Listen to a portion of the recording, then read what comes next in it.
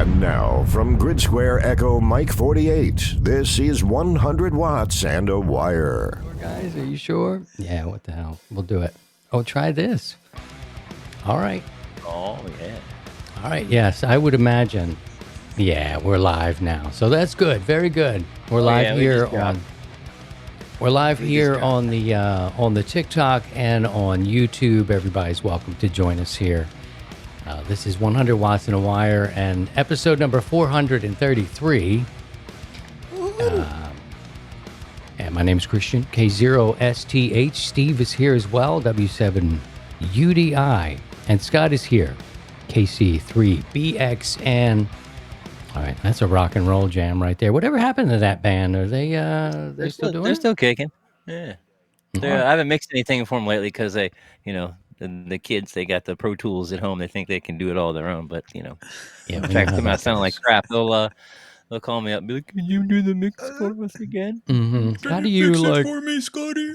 How do you punch in a tambourine? Let me hear your tune again. Fire up your digital turd polisher and make us sound good again. Can you add tambourine in here? Sure. Yeah, that'll help it out. Just add the cowbell, and that will take care of it all. Yeah, more cowbell. That's what I need. I need some more cowbell. We're doing it live here in a couple of ways, so to speak. And we're live on the tubes where you can see a little bit more. I encourage our friends who are over on TikTok watching, who hung out with me about 10 minutes, 15 minutes prior to kickoff here, to join us over there. At least you'll see everybody, but you're welcome. Please stay in whatever place you want to be in. Hello to Mark Taylor. He says, yo, and W2KFG is here. K7JUS stopped by and said hello. November 3 TEL is also here. Drop your call signs in either place and we will pick them up. And we've even talked about maybe opening up the door and letting people come in here, which is Steve and I have done this in the past, and it gets dicey sometimes. You got to put some bumpers and guardrails in, but we didn't test anything either. Like we were like, yeah, let's just go, and we wing it. And me and Scotty are like, where is the button? What happened to that thing? But it got interesting. It's great to see you, fellas. I hope you're doing great and enjoying the fifth day of the new year, and it's been uneventful, and that's kind of how we like it when you get to our vintage. Isn't that right, Steve? Oh God, yeah. It's we're standing. We're good. We're so far this year has been pretty good, and it's only 5 days old. It's been crazy in the world. Like, I mean, things have been just right off the bat. We're doing crazy stuff. We're in New Orleans getting crazy. We're in Vegas doing stuff that's crazy. I don't know if it's more crazy or it's just another day. And I got to tell you guys, the thing with that, I woke up New Year's morning and I was thinking to myself, I heard this incident happen, and I said to my wife, it's odd, is I didn't even think about the act. You know what I mean? Like this bizarre act that happened. I thought people are awake at 3:15 and on the streets in the morning. Like, have I hit that age where I'm like, what are you guys doing out at 3:15? You got to be in bed and sleeping. It's Bourbon Street, It's they're going to be out and up, and I'm like, okay, I guess I had never been there, but I'm thinking, man, I must be an old dude when the first reaction is, what are you guys doing out there at 3:15 in the morning? People are up and thinking and doing stuff. Bourbon Street never sleeps. That's what I hear. Thank you. K7JUS has come over from TikTok. We appreciate you, and here's here, and see, we can throw that up on the screen here. Mark Taylor's here. He's N3TEL. He came over from the TikTok. Appreciate you guys joining. Don is here, aka Mitz. He's got big hands and a reputation with the ladies from back in the 70s, but I'm not supposed to talk about that. Speaking of this, and hello, James. James is KG5LTL. He's in Rexford, Montana, which, if you're on our Discord server, you will see from time to time pictures of his house, and it's amazing. Beautiful. He's got it going on, man. That's a gorgeous setup he's got. Yeah. Leonard EI2, Juliet Hotel Bravo is here as well. Hello to Leonard. Who else have I got? We got KT Money. KT Money. That sounds like a call sign has been redacted. Okay. And we've got we got Ricardo. He lives in Paradise. He just wants to see the money. Let's give me the money. I want to show you how to make that money. Ricardo, he's Kilo Victor 4 Oscar Papa. Hello from Paradise. His 100 watt ID is 270. Michael is also here, November 1. X-Ray Romeo. So hello. That's a cool sign. Hello, you all. So we have to start off with a little bit of a silent key news. I don't know if everybody has heard this. Certainly the boys have heard this, and we're sad to announce the passing of the Browns Motel is now a silent key. This was an adult establishment, really. It was a. How would you describe it, Scotty? Well, the Browns Motel. It was an institution in the Baltimore metro area. A damn institution, what it was. That's what it was. We'll leave it at that. Route What 40, you could do around the National world Road, at Route the 40, the Browns. National Road. You stop at the Browns Motel, going in and out of right there at the Baltimore County line. There was a bunch of in and out. Absco River. a lot of in and outs, Steve says, and I think that's true. And he speaks of a man of experience. Now, if you were a traveler coming through this area and you only needed to rest, say, 20 minutes or so, you can do The that. Browns was your place. You stop at the Browns, get $30 time limit or whatever, and you get in and out, so to speak. But it was right next to a park. I think Scotty went over there and activated the park and threw his wire out the tree. Pastor Joe has activated that park as well when he visited town. Oh, Pastor Joe. He threw his wire out too. Well, that's a good time to tell you about our sponsor. Thank you to Bioenno Power, the best lithium phosphate batteries for your ham radios. We appreciate you. Visit them online at bioennopower.com. That's BIOENNO power.com. Now, I wanted to ask Pastor Joe, when he was there, did he do the quarter machines? Remember, you could go and they hung on the wall and you put a quarter in it and then you bang it and a condom fall down?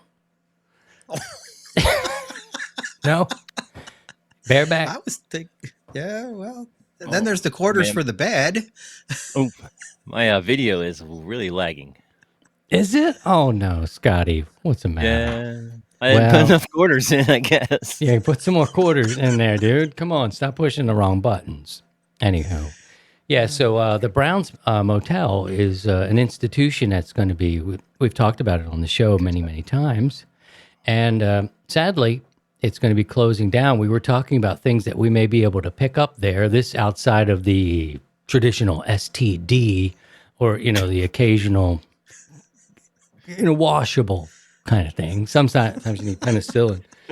But Scotty was saying that, it might be a big clock there, for the timer or the big sign or something like that. Maybe, will you look into that, Scotty, and see what's available? I mean, if we could get like a glory hole or something, I think this show, just needs a Browns. I would hang it up. Well, shoot, right back here next to my Emmy, the glory hole from the Browns. I don't know. I got a lot of problems. Wow. So, yeah. I don't know what's left. I was going to try to drive by today, but I know they turned it down. They're doing a pretty rapid tear down of the place. It was fenced off, and all the doors have been removed from all the hotel rooms. When I drove by last week, with the holidays and all, I don't know how much work was done in the taking down of the Browns, but I need to drive by. And I'm surprised they took down the doors. Mementos left. So there must be some salvage value for the doors. I don't know what. Look at the rooms they were out before they go in with the wrecking ball. We're going to burn it down. They're going to be like, yeah, we don't even know what heals Actually, that one. Howard County Fire Department does that quite a bit for the controlled burns for training. So I wouldn't be surprised if they actually did do a burn. Mm-hmm. All right. Well, we all send our condolences to the staff over there, That's the infection and the staff. Damn. James asked, how many gummies did you guys have? And I thought about this Not today. enough. I thought about that. What a great show. What a I had great all of show. It would be a good thing if we could all gummy up one day and, and do the show then. Could you imagine what that would be like? We just might sit here like this. Get pretty much, dude. Oh, Wire. KT Money said no doors on the stalls at the Browns. UTV and Ham is here. Hello. He's KD9, Whiskey November. Victor, good happy New Year to you. I hope everybody's doing well, for real. And we don't have too many of those silent key announcements to make like that because, But Wisconsin is checking in. We appreciate you for coming by. So, Nice. what have you guys been working on? I know temperature-wise, it's hard for me sometimes to even know what month I'm in because it doesn't really change that much down here. Although we're in January and temperatures have gone down during the day. I'm talking about in the 40s sometimes early in the morning. Goes back up to maybe 63. All the locals down here are wearing their heavy coats and stuff because their blood is thinned. Steve, what are you guys looking at out your way? It's been around the around the freezing level, up and down. Probably we haven't gone below 20. But a lot of rain and snow, a lot of ice buildup. So had some ice buildup. Took down one antenna so far because of all the ice buildup. But yeah, it was that temporary one that I threw up, the 40-meter off center fed, and it was on the what I call the test bed, and it was just the rope that I was using, which wasn't meant for any long-term duration. It just gave way because of the weight. Oh, gotcha. So, yep. Well, okay. Well, that's not too bad. I had a question, and I want to encourage friends here. I'll keep an eye on TikTok. I think a lot of people will navigate over to where they can see you guys because that's part of the fun, I think, is Michael E1 Echo India 9 Golf Bravo. He asked which model. I made a little video today and put it up on the Tickles and told them what we were doing, that we were going to be here, and they were welcome to join and that sort of thing. And behind me was the I've just moved off a screen, so I brightened up a little bit. He asked me if that was a DX Commander back there, and indeed it was, and what model it was, and kind of how I find it. And I imagine that he means, do I like it, sort of deal. And it's a Signature 9. It's about 29 feet high. And it gives me, what do we got? 6 through 40 there. And I could probably break off and do an 80 meter there. But we've done some testing down here and things get a little hairy with that. So we're going to do 80 meter along the fence. So I can listen to 80. I haven't transmitted on it yet, but good question. And if you guys have one, drop it in the chat. Put a Q in front of it and I'll keep an eye out and we'll look and all that business. So try to help you out with some questions. How's that DX Commander been working out for you? Pretty good. I've been spending more time listening to it, and it was fun to build it. A lot of videos about how to build it, and it's kind of like it would be cool to make it with another ham, you know what I mean? And kind of spend the day and maybe get yourself lunch and do the meters and cut the wire and that kind of stuff. So it was a lot of up and down type of stuff. And luckily Steve said to me, and I think you did too, Scotty, was, try to tune one band first and then move from that, and I, maybe I'm not saying that right, because that sounds like you can tune more bands at one time, but I think I was maybe jumping around. Maybe I say, and what did you tell me, Steve? Like start with 40. Start with 40, the longest wire, and then move your way up frequency. So 40, 20, or if you had 30, 17, 15, 12, 10, and just go, because sorry about that. Oh, I got it too. There's all the interaction between the elements and stuff like that. So just get your 40 first dialed in, and then and then 20 will interact with the 40 and so forth and so on. I want to remind you after this recording, we try to do this. We sometimes the high holidays, sometimes life gets us, and we have to change our times. But right after this recording at 8:00, we'll be doing our Sunday evening net. So you can look for us, I believe, on 40 and 20 meters tonight. If Mitz is Just back 40. in the just 40 tonight, okay, just 40. Just 40 tonight. Yep. Right on. So look for us. You can fire your radio up and make contacts. And as Steve always says, we talk about radio for a while and then we go and do it. So that's that. Do it, radio. Scotty, So what do you? I'm just monitoring 7200. Oh, how's My that? headphones. I was like, I'm not going to bring that up. Okay. Yeah, podcast right now. Such a fine frequency. Are you working on anything, you guys? I know, Steve, it's probably too biting cold at the moment, unless you had some emergency thing that would keep you off the air. Are you working on anything or making any plans? Yeah, I got plans. I just placed an order last week for more ropes, and so Masterant is the ropes I like to use, and I used up all my supplies, so I ordered another 660 feet, 200 meters of it from DX Engineering. So I got to restring. I got to climb the tower. Go figure. Dead of winter.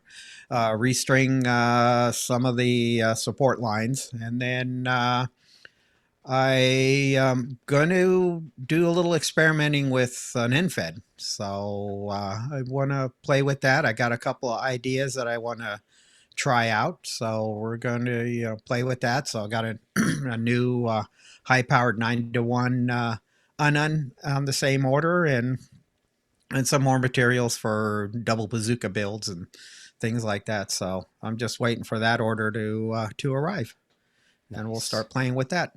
Excellent.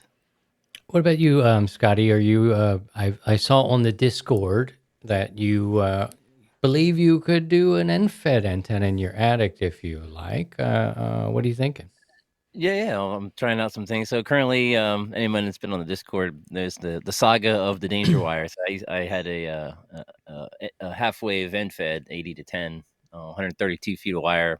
It was great setup, best possible antenna I could have had at this location. And then the local power company reran the neighbor's power under my antenna, right under the apex. And so I was a little sketchy about that because it could, wire come down anytime. And so I had to took the wire down, and then I'm just using some ham sticks on the little roof I have now. But I've been experimenting with some NFED shorter so kind of random wires. So I'm playing around with a 29.5 foot with a 9-to-1 on in, and trying various configurations around the attic and zigzagging it around and seeing how that's working out. And so I'm just getting started with that process. I got to figure out the counterpoise situation, and I'm trying to do it all indoors. Maybe throw the counterpoise out the attic window, let it hang on the back of the house or something like that. But yeah, we have some fun with that.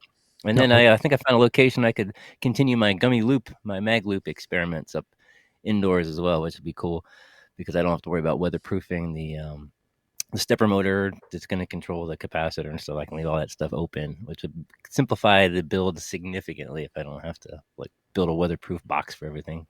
So once you get the proof of concept done, then you can deal with the weatherproofing later. Yeah, if it works good indoors, I can just leave it in the attic. So heck yeah, doesn't need to go outside. So just to get away from the furnace a little bit, but other than that. There's a question coming from the chat here. It's a hard-hitting news story.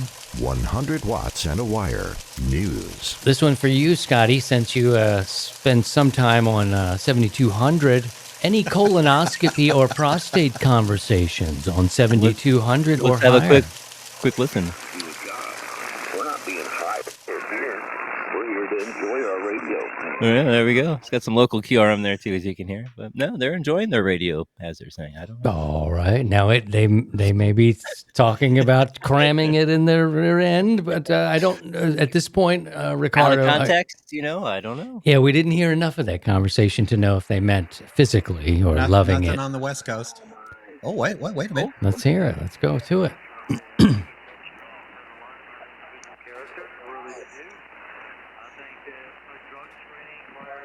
Oh, some drug screening going on?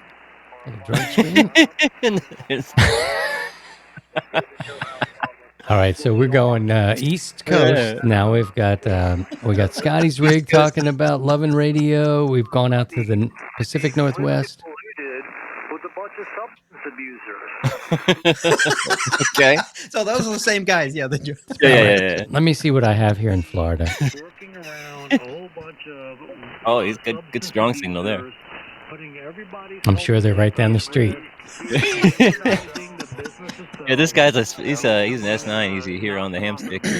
Because everybody's out there hanging out on the He's job. pushing play. I don't know why that one's stuck. Oh man. Okay. Well, anyway, that is 7200 Shenanigans stopping in. That's the reporters out there on the street. Again, if you have a question that you would like us to address, anything about life or amateur radio, feel free to put a Q in front of it. We'll grab it out of the chat and go from there. Thank you for that beautiful question, Ricardo. We love to check in and serve the people as much as possible. And speaking of that, I think it's time, Scotty, we kind of need to check in with This Week in Radio History. If you can hit my intro for me, tell the people. You know, it's now, some ballsy thing. Wait. I gotta look at the script. I'm still out of practice here. And now, This Week in Radio with Christian Kilo Zero STH. Pretty good. We'll work on that. We are not really prepared for everything. Just kidding. I like to throw the rusty. curveballs. We're definitely rusty. January 1st, 1902, Steve and I were just wee lads. We were in college, actually, at that time. In 1902, when Nathan Stubblefield, our roommate, he demonstrated the natural conduction wireless phone. And we were like, dude, that's the dumbest shit we've ever seen. Can you leave now? That was in Murray, Kentucky. Steve and I were not supposed to go to college in Murray, Kentucky. And we left. Electromagnetic fields to the ground. I mean, what kind of silly crap is that? Now, see, his thing, Nathan, old Nathan, it used a ground rod to conduct signals through the soil to other ground rods that could receive the signal. We thought, Easy peasy. beer, prohibition is coming. We got to go. On January 6th, we were still in college. This is in this was actually 1838. Covered time machine, and then we were back in college. So we want to flip those numbers a little bit. We spent a lot of time in college. Yeah, I went back for a different double major. January 6th, 1836, Morse code is privately demonstrated. Again, Steve and I thought, this will never work. And we went down to the mess hall. Never. On January 9th, 1943, Nikola Tesla died, and that was, of course, our instructor in the college. And with heavy hearts, we believed that Tesla was right. And that's your Week in Radio History there. Steve, you remember old Nathan Stubblefield. Oh, Or was God, it yeah. Field? What a wild man. We're like ground rods trying to lay some pipe. Like, what are you thinking, dude? Oh, ground rods. What are you hammering those in for? Samuel Morse, he's got that connection to Baltimore, right, Scotty? He did something from, it's Baltimore or something in Maryland to D.C., I believe, was his first transmission, if I'm remembering that, right? For the railroad, I believe. His first things were from Baltimore to DC along the railroad, and doing Morse code, data information transfer between those 2 points along. And then it used to B&O, or no, I guess it wouldn't be B&O, but the railroad to run the lines for the telegraph along the tracks there. Kilo November 6, Romeo Alpha Yankee. He says, hello, fellas. So we want to send our best out to you guys. And a reminder, if you find value in 100 Watts in a Wire, you have fun with us when we hang out, you can support the content in the community you enjoy simply going to buymeacoffee.com. And this is one of those things that are easy as literally buying a cup of coffee. And when you get there, type in 100 Watts, and you can support the content you enjoy as easy as a cup of coffee. And who else do we need to say hello to? I thought I had a note there to say hello to someone. But anyway, no new projects here. We hopefully have settled in now that we're into a new year and things are going good. I would like to add some more maybe radials. I think I have weed-eated. Here's the thing about the land and the terrain here down in Florida. It's all very easy to dig. It's also just sand, right? So you can dig a nice old trench if you want to and do whatever you want to do. But the earth isn't really craving the wire to pull it down. And I think I have maybe weed-eated one or two and cut off a length or something like that. You know, one of these stupid things. I've pinned them down. You know, I've taken, those sort of biodegradable pins you can get. You can even use metal, I suppose, but I don't know if that's going to give you any issues here or there. But I use the biodegradable ones that sort of go down, and it holds them down. And for the most part, they're disappearing. But from time to time, they're poking up. You step on them, and they want to come up. I don't imagine the sand would hold the stakes down very well. I can see they're them like probably long migrating enough. up. Yeah, they're not. And a rain will come, so it's a whole different world out here. And we should probably talk about some of our newer friends who may be watching us on the tubes or who joined on TikTok this evening. Steve's out there in his own paradise. He's got space and he's got a tower. I believe you're at 70 feet on one. And what's your other one, Steve? What's your operating 80 on condition? one and 40 on the other right now. And then I got another 90 feet sitting on the trailer next to the shop here. Show Are off. you going to go up or are you going to add a third? I'll probably add a third. Add a third one. Okay. So Steve has some space and he's... What happened? There we go. Did you freeze up? Oh, it kind of locked up at my end. Oh, okay. Yeah, your audio is still good. I saw it freeze too. Everyone kind of went. And then there was some fast movement, and then everybody was back. So just catch up.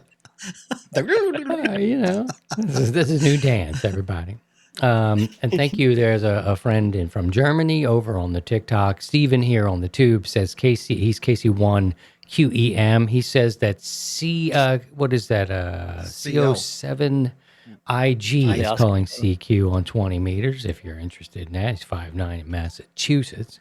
So I can hear. Where is he at? Some breaking news over there. Yeah, check out 14289. Maybe we can find out what Charlie Oscar 7 India Golf is doing. Where would that be? Is that I don't know where that is. I'm not so sure. Another thing to remind you guys of as you're listening and the fellows are queuing up the radio is check out 100wattsandawire.com. You can get yourself a 100-watt ID. The store's there. Get your gear. Like Steve's wearing a sweatshirt right now from the 100 Watts and a Wire store. It all goes to support the essentials for making this podcast happen. Hello from down here in, is that New Zealand? Let's see. We got Zulu Lima 2 Golf United November. Hello. And thank you for joining. We appreciate you. Don't forget to... Oh, it's Cuba. Thank you. Mark Taylor saying that's Cuba. Thank you so much. 289. I was on 259. Well, New glasses. So much. Thank you so much. And we'll be taking and answering some questions tonight. The chat will take precedent. If there's anything that you want to know about life or amateur radio, you got a question about your setup, struggles that you may be having, between the three of us, we'll figure out something to tell you and give you a little bit of hope. But put a Q in front of it and we'll pull it out, so to speak. All right, Scotty, you're up. Oh, I mean, nothing important. No. I was just going to see what did you guys find? Everybody, I kind of got another freeze on my end. Everybody froze. So the dead air face. Suddenly caught up. I'm like, I don't know what the hell's going on. I can't hear anything. Nobody's moving. What happened, Christian? Stop talking. Here. It's just dead quiet. What? Did we hear Cuba? I'm not too far from Cuba. What was that? 14289. I can try it.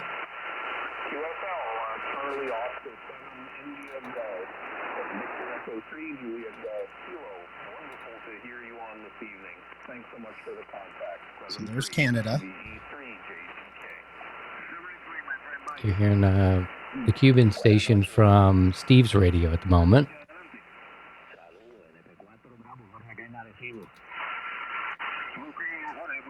He's like, you guys wouldn't believe. I'm going to translate him. He's like, you guys wouldn't believe what I'm seeing on the tubes. This is amazing. These three idiots. Yeah. Hi. Mark Taylor says in a few months I'll be moving to CP6 land, Bolivia. Nice. Oh, wow. We'll have space for a 160-meter dipole down there. Beautiful. That's some business there. That'll be nice. That's good stuff. Here's how it sounds coming into Southwest Florida tonight.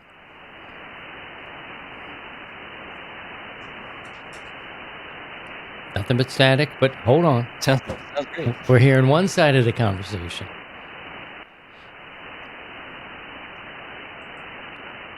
Someone who's very wordy, I guess. Oh, wow. It's like AM station. I don't know why that's stuck. I'll have to fix that. All right, well, there you go.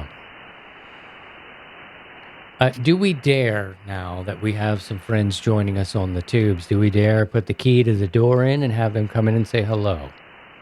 Mark Taylor is Sure, going to... why the hell not? All right, well, I can do it. I can do it here. I'll do it in the live. So what'll happen here, fellas? I mean, and we're flying ladies? by the seat of our pants tonight, and We are. let's This let is it all just... flap out. I think this is probably the new format. What I'm going to do is I'm going to put the key to the studio here. Now, be careful. You got to go up 4 flights of steps. There is a door with a large dog. And then go up another set of steps with a little person is there. And then he's going to look up at you and say, what's your call sign? Call him Charlie. It's Charlie, for real. No funny business on the call sign. So say hello to Charlie. James will get your question in a second. And if you want to join us, but put your name and your call sign, please. And please be kind. There we go. All right, well, we'll see what happens here. We do have a question from James. Let's see. He says, do you recommend... I'm posting it. Oh, okay, you got it. Go ahead. Do you recommend fusing the positive, negative, or both for powering each of my radios? Yes. Especially in a mobile installation. Okay. Both. All right. Both is the answer. Good answer, James. Good answer. Take it to the bank. You can use that. It's good for you. TikTok, if you have any questions, maybe open a browser. Come on over to the tubes side of things, and I'll keep an eye up there where you are as well. We won't bite. You're getting a different view of the studio than the folks over on the tubes. Any questions? Put a Q in front of it. We do have some that have queued up here that I can go back on and we can discuss. You want to do some questions? We can do some of that stuff. Let's say hello to John. He's WB4 Alpha Charlie. Charlie, he says, good evening from snowy, where is that? Shenandoah Valley? Shenandoah Valley of Virginia. Oh, very pretty, especially Valley in the fall. Thank you, John. All Skyline Drive and all that business.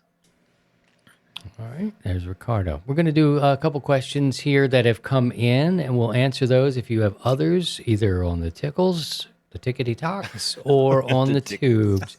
Any comments you want to add about the Browns? The sad day that we all learned the Browns is coming. There's not much else to say. I just need to go by and give it one last fare thee well, if it's still standing.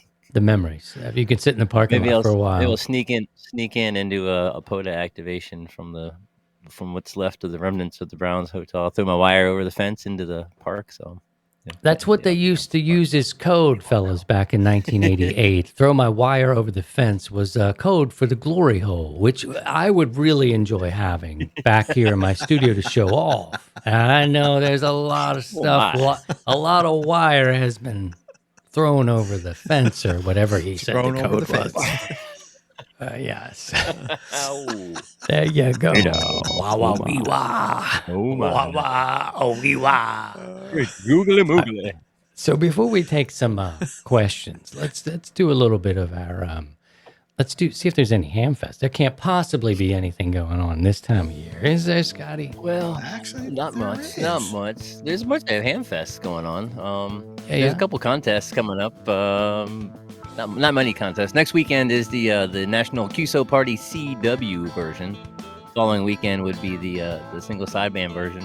Then, of course, the weekend of the 25th of January is the ever popular Winter Field Day, which I'm looking forward to. So that'll be fun.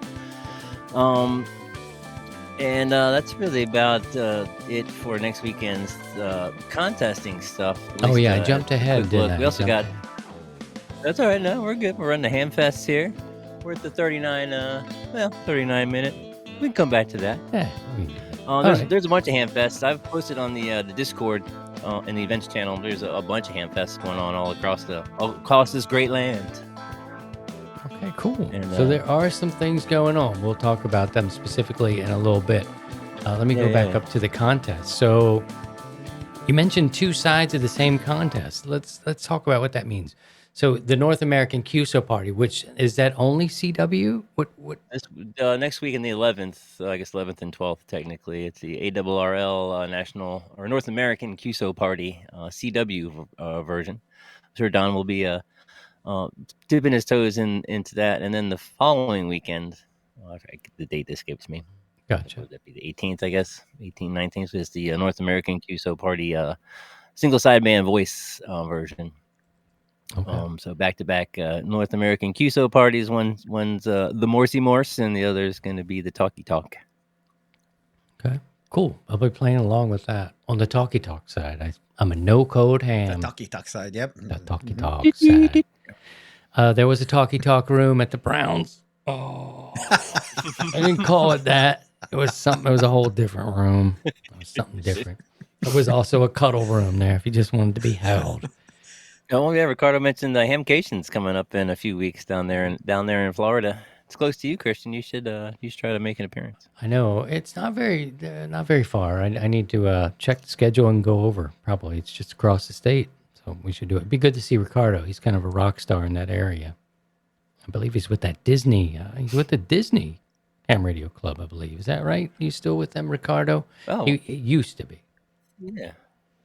All right, cool. We'll take some questions. We dropped the key to the studio. Remember, be nice to Charlie as you go by. A tap on the head usually is a condescending move to a guy who's kind of short. You know what I mean? But he'll let you up. So take that and bring the key and come in and say hello if you like. We've got some questions that were submitted, and Steve's always good with this sort of stuff because they're on the technical end most of the time. But this one says, why is it bad to call CQ on a repeater? Oh, to be honest with you, I don't know why they came up with that. People get just bent over it. It's like for folks calling CQ on a repeater, and in reality, you don't. It's you got basically a captive audience there. Whatever in the repeater footprint, and the normal convention is basically it. You just say you're monitoring, and that's kind of the CQ version. Why it started that way, I don't know. It's I think it comes down to monitoring. Yeah, it comes down to is, well, that's an HF thing, and some repeaters, they don't even like you to use Q signals. Well, my QSL is here, or QST, or whatever. They just, it's just, I don't know why, to be honest with you. There's probably something I can go research and figure out why it's not the normal convention, but it just seems to, what I've seen over the years is that people lose their mind when someone comes up and calls CQ. So if you want to ruffle the feathers and, you poke at the hornet's nest, then call CQ on a repeater. Anything more to add to that, Scotty? No, it's I think it's just kind of like the convention for some reason. It's you just throw out your call sign to let people know you're there, and instead of calling out. Now I'll call CQ on simplex if I'm if I'm doing like a POTA thing and trying to get some 2-meter or UHF contacts, or during field day or winter field day, and trying to work some UHF stuff, VHF, I'll call CQ on the simplex frequencies. But yeah, it's just something you don't hear on the repeaters. It's something that people don't do, and it's just the kind of the convention for using a repeater. It just kind of seems to be that's the way you do it, and you don't question why. You know, it was interesting during Milton down here. I was listening mostly to the 2-meter stuff. And up in Tampa, they had a guy who they have a network down here. It's pretty good, too. I mean, you can listen to different stations across the state where they all are tuned in and connected in. And this guy was doing weather updates. And it was taken between the hours of whatever the hour started until it would end very seriously. And then you'd have these guys coming through, and they sound like young people. I don't know how you do it, but they sound like a young guy. And they were kind of, QRM. I don't know if that's right, but basically they would ask for radio checks. Can I get a radio check? And they would kind of come in during a time where there's a major storm happening, and the only voice really, the net control operator, was this guy up in Tampa. And he sounded like he had great radio pipes. You know what I mean? He had this, we're getting the precipitation is coming in and the wind flames coming off of the Gulf. And it was really compelling during a kind of, scary time. There was this voice who was providing the information to the people. And so I guess just the double piggyback ride in on this one was that, there is sort of a set of etiquette there. And this guy had to a couple times. He even warned to have him threatened and put off the repeater, banned from the repeater. And the guy was basically like, how you going to do that? You know what I mean? It was pretty much like a pissing match here. Kind of disrespectful, definitely during the storm. There were moments where he would ask for stations to give information, but mostly during the days after, like the next morning after that storm went through here. Then it was kind of more of a directed net. You had check-ins and people giving updates on power and that kind of thing. Beautiful, compelling type radio, but there was a good chunk of time where it was one voice only coming out across the repeater. And every now and again, you had these little problems. Can somebody be banned from could you technically keep people off of it? Mm-hmm. Oh yeah.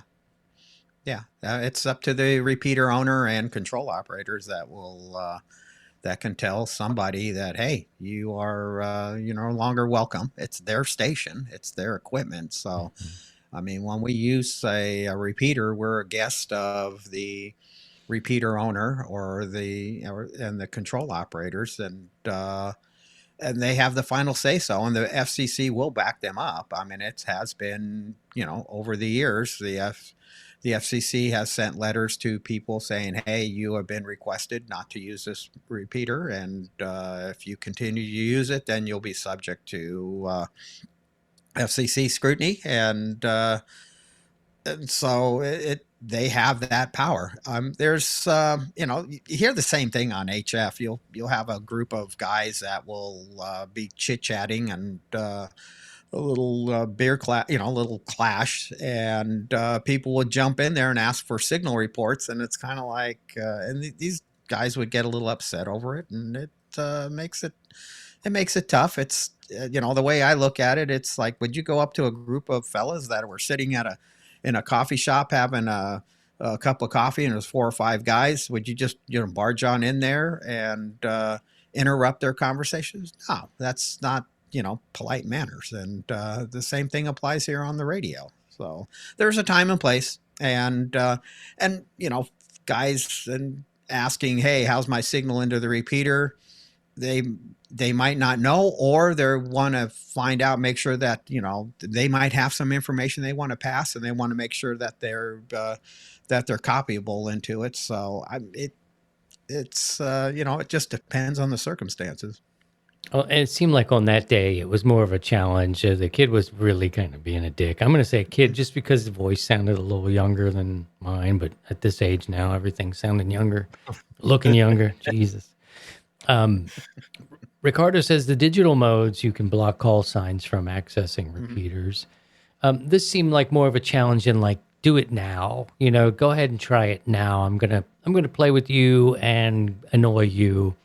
And all the people that I know, I did not know all the people, but you knew people were listening to this guy because he would come on at certain times with these updates. And this guy, when I'm telling you, I should have recorded a piece of this.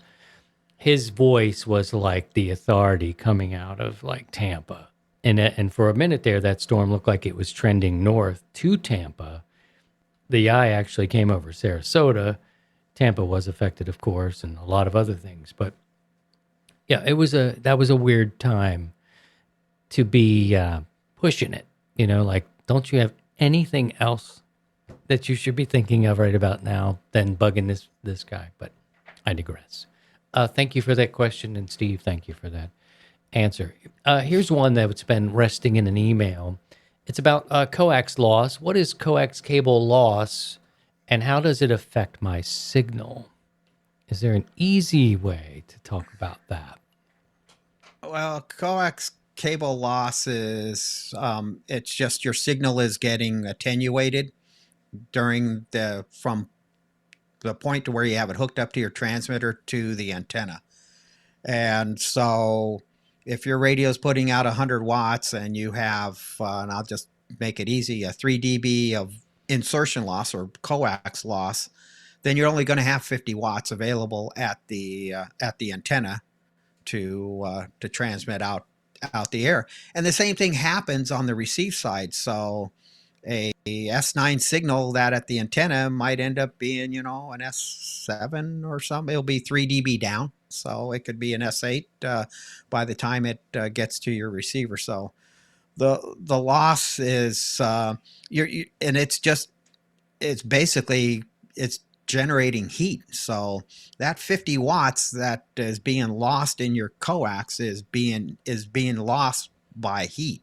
So it's that's why it's kind of important that you don't want to have too much loss in your cable, because it's not as efficient, and then you don't want to burn up the cable if there's enough of it, depending on the cable. But 50 watts in RG8 is nothing spread over how many feet. 50 watts will be attenuated, and it all depends on frequency.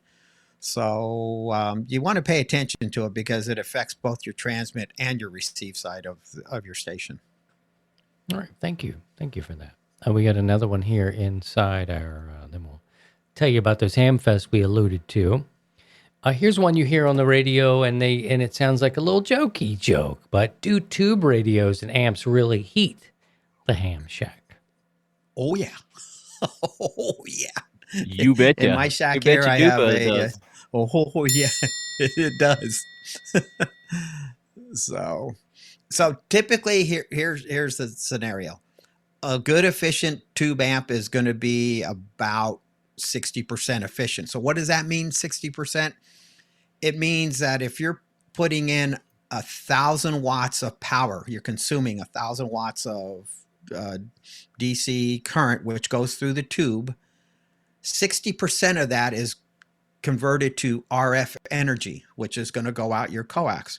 Well, that other 400 watts is converted into heat. Well, where's that heat going? You got a fan in your amplifier that is just blowing warm air into the shack. And this time of year, I love my tube amp. It warms up the shack, makes it nice if I'm, operating for a few hours. In the middle of summer, because I don't have air conditioning in the shack, it's a bugger. It's a real bitch. It gets hot. Dynamite! So I got to get. Yes. So it's and the same thing happens with solid state amps. But basically, yes, it is a tube amp will definitely heat your shack up in the middle of winter. All right. I just thought it was your Gordos were rubbing together, kept you so warm during the winter times. But now we know that the amps work as well. Shake up the Gordos, everybody. It's time to stretch it out. It's the 7th inning stretch of 100 watts of wire. You shake your Gordos and warm yourself up inside. Oh Lord, we got a lot of problems. Let's see. We got some other things we want to tell you about the Ham Fest. Scotty's going to come back. And I jumped the gun a bit earlier, but he's got some information on Ham Fest. I would not believe that there'd be any Ham Fest this time of year in the frozen tundra, but you always seem to dig them up. There's a few going on. I just got a few listed here, like such as the "Don't Freeze Your Ham Off" tailgate Ham Fest happening in Defuniak Springs, Florida. I think I'm pronouncing that right. Defuniak Springs, Florida. I don't know. Don't freeze your ham off. That's happening on the 11th. Also on the 11th is the Arctic Blast Ham Fest in Bertha, Minnesota, up there in Mitz neighborhood. I don't know if he's close to there or not at all. He's frozen But right now. the Arctic Blast Ham Fest happening on the 11th. And then there's the Thunderbird Amateur Radio Clubs having their Ham Fest in Glendale, Arizona. And there's a ton more of Ham Fests happening next weekend. You can when you is can the see a Glendale? bunch more happening. The 11th, January 11th in Glendale, Arizona. January 11th for the one in Glendale. Oh man, no, Can't make that one? no. Missed it But I'll by be in Arizona the first weekend of February. So, Damn it. Too Well, you have soon, to check guy. the events page channel on our Discord server, Steve, and see. I will. See what other Yeah, see Ham if there's Fests any maybe Ham Fests. come, because I have a bunch listed there for the upcoming week or two, and on the Discord.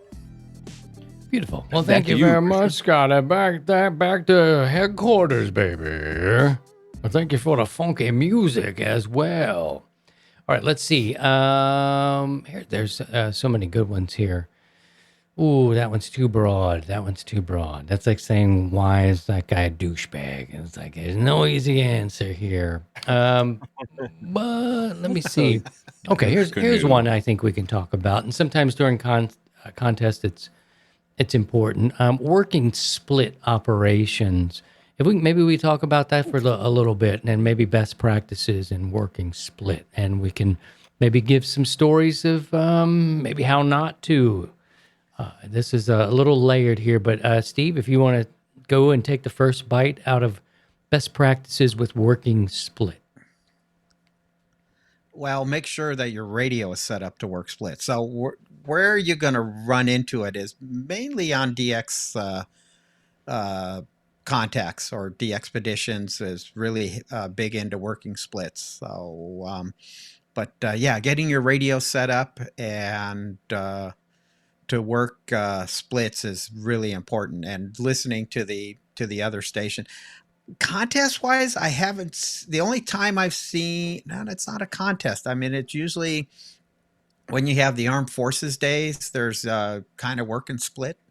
Is that you listen to the Armed Forces station and they're outside the ham band, but you transmit on the inside of the ham band, and they do the reciprocal. So that's one way of working split. But typically in the contest, you won't. I haven't seen it, but I'm not saying that it might happen. But typically, working splits is with a DX station or a special event station that you got so many people in the pileup, you just kind of push them off, and then you transmit on what the DX station is going to be listening. That could be 5 kilohertz up or 10 kilohertz up from their transmit signal, and they're just listening there. So I did put together a video. I made a video on working splits. Oh, so yes, that's right. we Yeah. haven't published it. But it's Okay. there in the We can can. do it.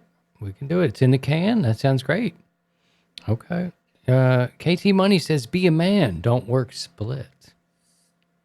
Oh, Pretty cold. I'm going to have to shake the Gordos. That is the cold one, KT Money. The redacted call sign.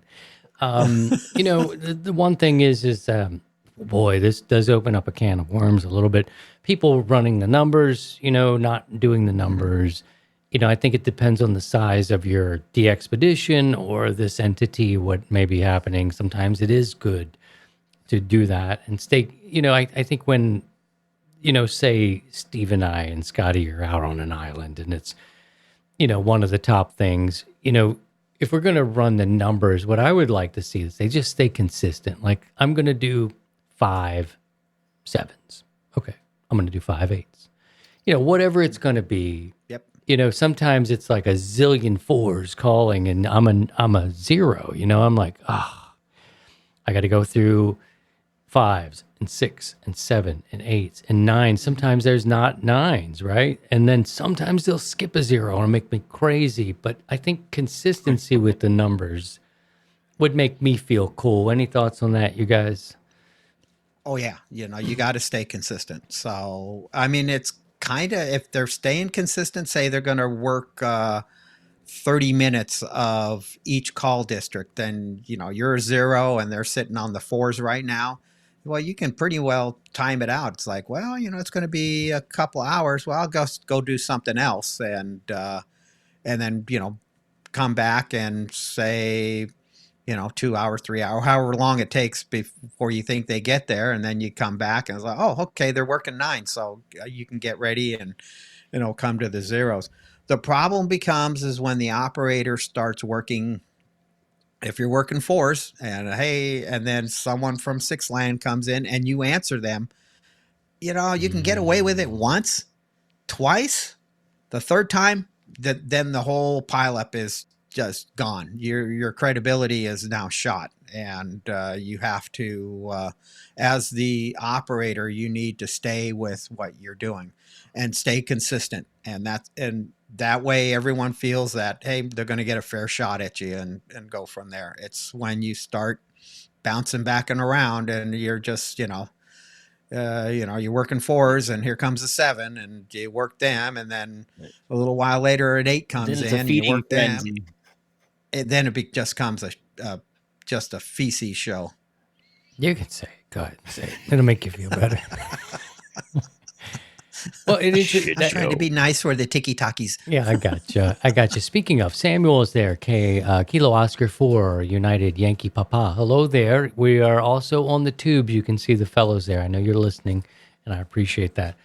That does bring up a good point about operators. You hear these guys from time to time. Now, if I set up on an island or something, I'm gonna let my boys know, right? I'm gonna be like, I might even call for Steve. I might even call for Scotty. Before I start anything else, I may call for them, make that contact, get them in the book. You hear this sort of thing happens as well.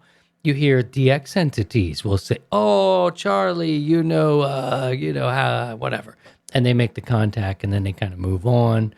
We're talking about consistency. We're talking about how split works. So essentially, you're listening on one frequency and calling on another one.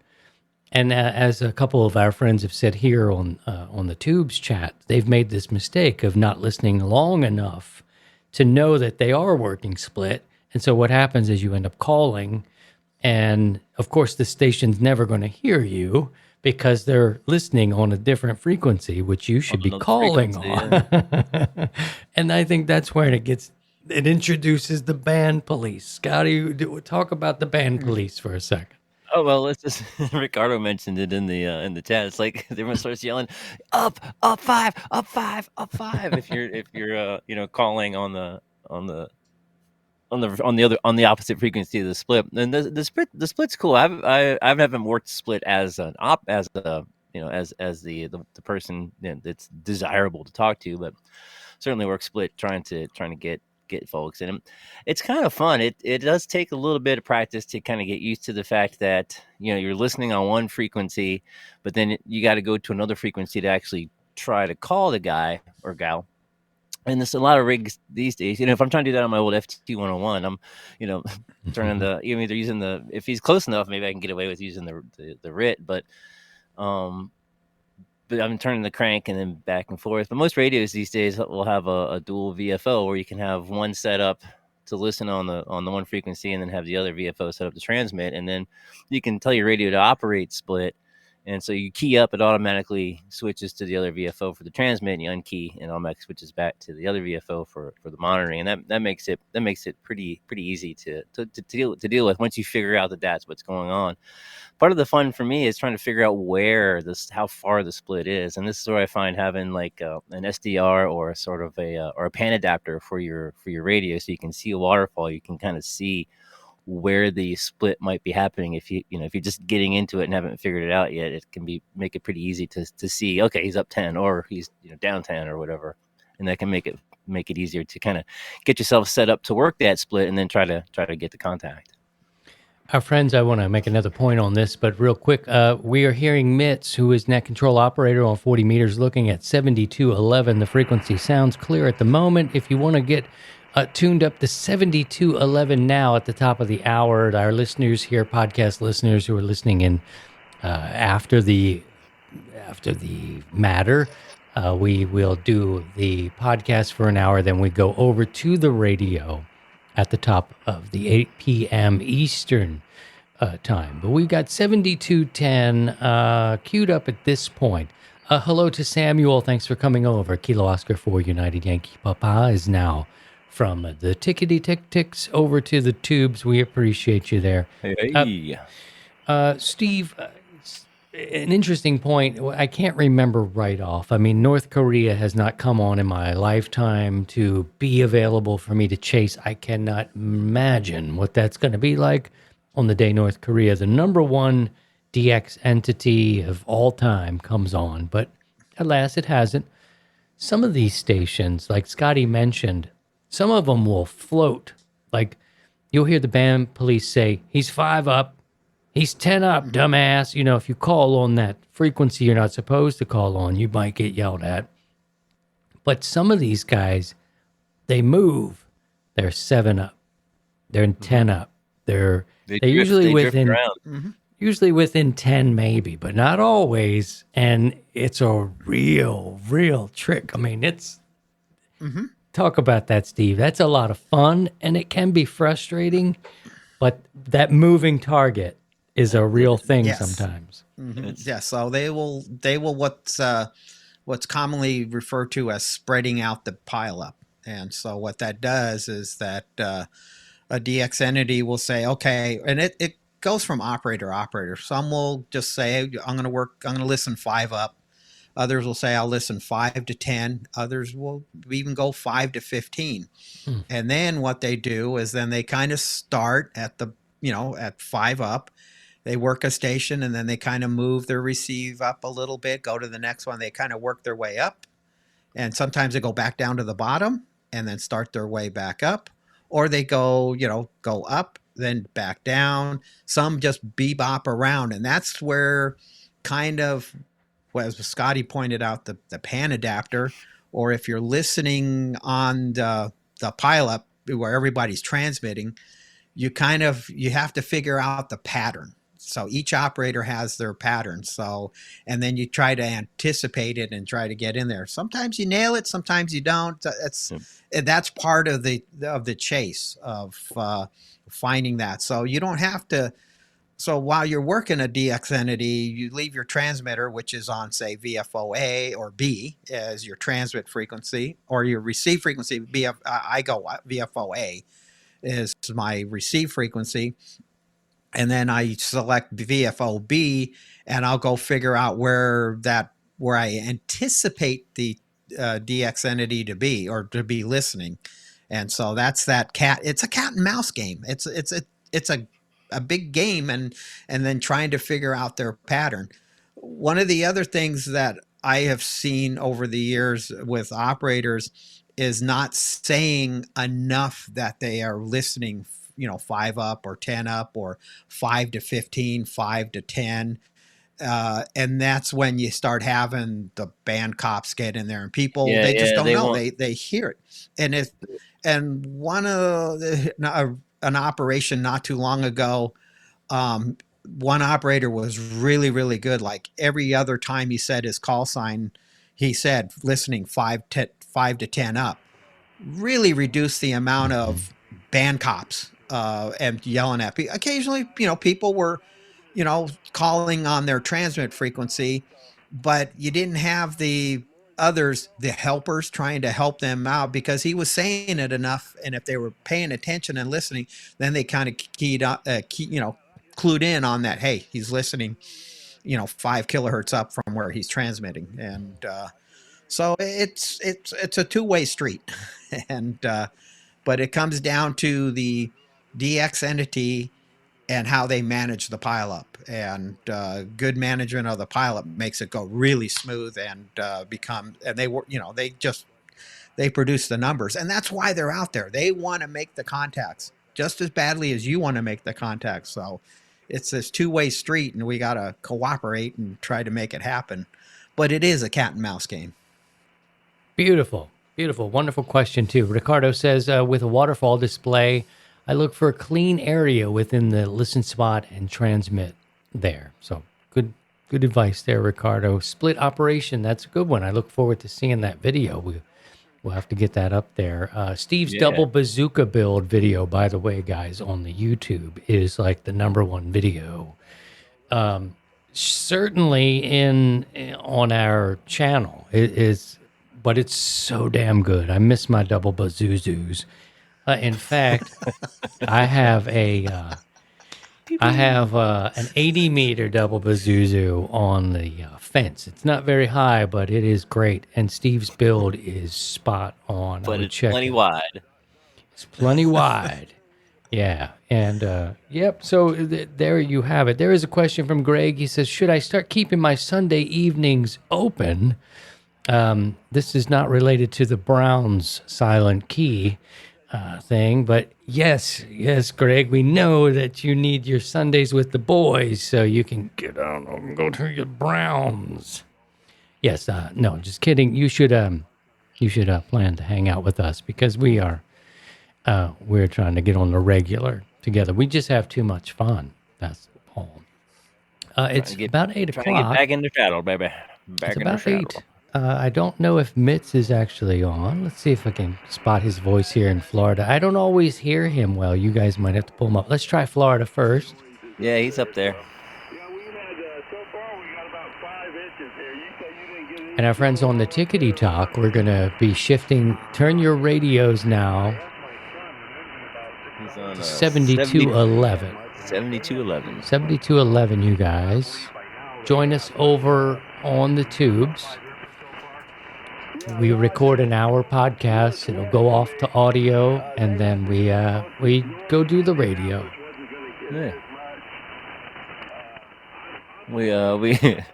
We make comments from the peanut gallery here during the net. It's a lot of fun. Yeah, we're gonna hang out a little bit. If you guys are free, we can do that. What happens is we usually turn the volume up on the net. The three of us old boys will go and take a pish because when you get there, when you put it in, you gotta let it out, and it's sooner when you get older. You guys understand on the Tickety Talks. So what we'll do now is we'll pause. Right, we'll pull up the feed. I don't know. Maybe you guys have a better feed than me. You got anything better than this? I do not. I got some local QRM that sounds like this. Oh, I think a little noisy. Yeah, Steve sounds pretty good. Sometimes I don't always get Scott. Unfortunately, I think I got some activity like 2 up. Okay, well, we'll leave mine on. Me and the boys will go pish, and we'll come back and catch you in just a few minutes, okay? Thank you for joining us, our podcast listeners. We appreciate and love you. Subscribe on all of the socials, and we will be back with some net coverage in just a little bit. And for you too, Tickety Talk. To join the 100 Watts in a Wire community, visit 100wattsindawire.com.